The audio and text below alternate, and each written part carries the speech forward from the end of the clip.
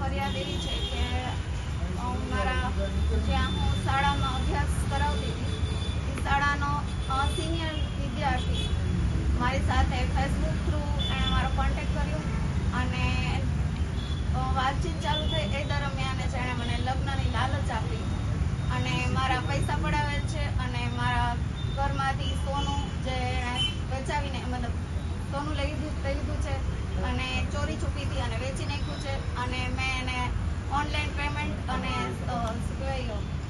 મારું સેવિંગ મારું પીએફ એવી રીતના મેં એને પૈસા થ્રુ મદદ બી કરેલી છે અને જે હાલ પછી મને આવા લગ્નની લાલચના આ કારણે અને મારી સાથે 1.5 વર્ષ સુધી શરીર સંબંધ બાંધેલા છે અને શારીરિક શોષણ કરે છે.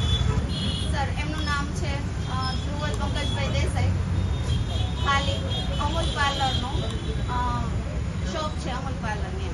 હા સર, એકચ્યુઅલી મેં કીધું એમ જ કે મારી શાળામાં ત્યાં સિનિયરમાં સ્ટુડન્ટ હતા, ત્યાં અભ્યાસ કરતા હતા અને એના થકી અમે લોકો ફેસબુક ફ્રેન્ડમાં ફ્રેન્ડ હતા અને ત્યારથી પછી 10-12 વર્ષ પછી એણે મને કોન્ટેક્ટ કરેલો અને મારા સ્ટાફ સાથે અને એમના મિત્ર દ્વારા એને મારા અંગત મતલબ મારી પર્સનલ લાઈફ વિશે એને મોસ્ટલી ખબર હોવાથી એણે મારો કોન્ટેક્ટ કરેલો છે અને એને ખ્યાલ પડ્યો છે કે હું ડિવોર્સી છું અને સિંગલ છું. એના કારણે એણે મારો કોન્ટેક્ટ કરેલો હતો અને પહેલેથી જ એનો ઈરાદો એવો હતો કે આ વ્યક્તિ એકલી રહે છે તો હું આની સાથે આવી રીતના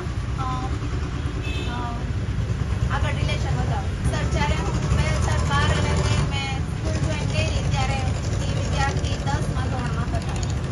હા સર, આ જ દરમિયાન એમણે મારી સાથે એમના પછી મારું કોન્ટેક્ટ એમના 2024 જૂનથી એમણે મારો કોન્ટેક્ટ કરેલો હતો લાસ્ટ 2025 ડિસેમ્બર સુધી. એ ડિસેમ્બર સુધીમાં એમણે નવેમ્બરમાં મને ખબર પડી માર્ચ મહિનામાં જ એમના જ મહિલા મિત્ર સાથે એમણે સગાઈ કરી લીધી હતી અને ત્યારબાદ મને છેલ્લા 10 મહિના સુધી ખબર ના પડવા દીધી અને મને એવું જ કીધું કે હું તમારી જોડે જ મેરેજ કરવા માંગુ છું અને આપણે બહાર ફોરેનમાં આપણે સ્થાયી થવું છે એટલે એના માટે એણે મને જોબ બી મુકાવડાવી દીધી હતી મારી અને ફોરેન જવાની તૈયારી કરાવડાવી હતી.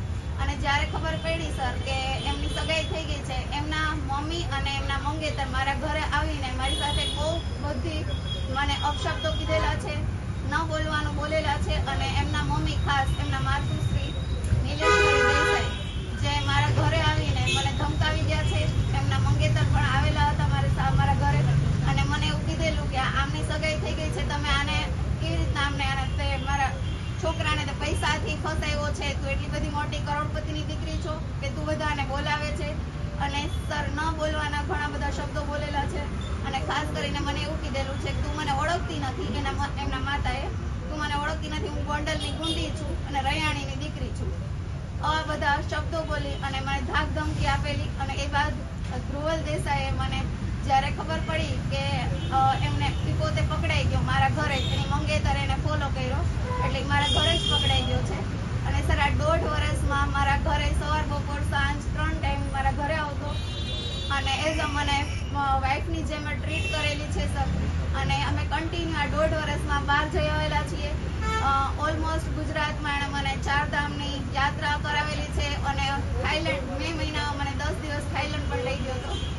અને આ બધામાં જ આટલા મહિનામાં એણે મને જરા કે છે ને ભનક ના લાગવા દીધી કે એની સગાઈ થઈ ગઈ છે માર્ચ મહિનામાં જ. અને પછીથી કન્ટિન્યુ એણે મારે ડિસેમ્બર સુધી મારી સાથે રિલેશન રાખ્યા અને એ પછી સર મને જ્યારે ખબર પડી કે એમના સગાઈ થઈ ગઈ છે તો મેં એમ કીધું કે તમે આપણું જે કંઈ હવે અને મને એવું કીધું કે મારા ઘરેથી મને પ્રેશર કરીને મને સગાઈ કરાવી છે. સર, જો પ્રેશર કરીને સગાઈ કરાવી હોય તો એ કાસ્ટ એ લોકો લેવા પટેલ છે તો પટેલ કાસ્ટમાં જ કરાવેલી હોય એમના પેરેન્ટ્સે, બરાબર? તો હાલ એમના પેરેન્ટ્સે પટેલ કાસ્ટમાં નથી કરાવેલી, એમના જે મંગેતર છે એ સોલંકી છે. તો સર, આ જે છે એ વિચારો તમે ખોટું રીતે જ મારી સાથે એણે પહેલેથી જ આગળ વધેલા છે અને એ પછી મને એવું કહે છે કે મારે એમની સાથે સગાઈ તોડી નાખવી છે. તમને તો ખબર છે પટેલમાં ચટ મંગની અને પટ બિહા હોય છે, તો મારે તમારી સાથે જો ખોટું કરવું હોય તો હું તમારી સાથે કેવી રીતના હું રહી શકું? આ લોકોએ મને ધરારથી મતલબ મારા પેરેન્ટ્સે મને ધરારથી સગાઈ કરાવી છે અને મારે એ સગાઈમાં મતલબ મારી મારી સગાઈ તોડી નાખી છે અને મેરેજ તમારી સાથે જ કરવા છે અને મારે તમારી સાથે જ બહાર સ્થાયી થવું છે. અને આ કર્યા પછી સર પછી એણે મારા થોડા ટાઈમમાં જ મને બ્લોક કરી દીધી. મારા બધા ફોન મેસેજ કોલના આન્સર નહોતા આપતા. એ પછીથી મેં એમને કીધું કે હવે તમારે મને પ્રોપરલી આન્સર કરો થોડા ટાઈમ પછી જ. એટલે મને સર કન્ટિન્યુ મારા ટાઈમમાં એણે મને એવું કીધું કે મારે સગાઈ તોડવી છે, મારે તમારી સાથે જ રહેવું છે. તો મેં કીધું હવે આ કન્ટિન્યુ 1.5-2 મહિના સર થઈ ગયા આ ટાઈમને. પછી મેં પ્રેશર કર્યું કે યા તો તમે મેં કીધું ત્યાં સગાઈ તોડો યા તો મારી સાથે રિલેશન પૂરા કરો.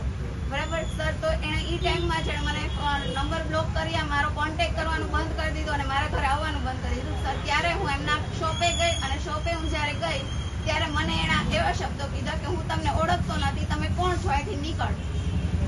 અને મેં એમ કીધું કે જે કંઈ આપણો પૈસાનો વહીવટ થયેલો છે એ મેં કીધું આપણે કમ્પ્લીટ કરી નાખીએ. તો એમણે મને એમ કીધું ક્યાં પૈસા, તમે મને કોઈ પૈસા નથી આપેલા અને હું તમને ઓળખતો નથી. શબ્દો એમ મને કીધેલા. સર અંદાજે છે ને ટોટલી મારા 6,34,000 ઉપરનું છે. 34,000 નું મારું ગોલ્ડ એણે વેચી નાખેલું છે અને 6,000 અંદાજે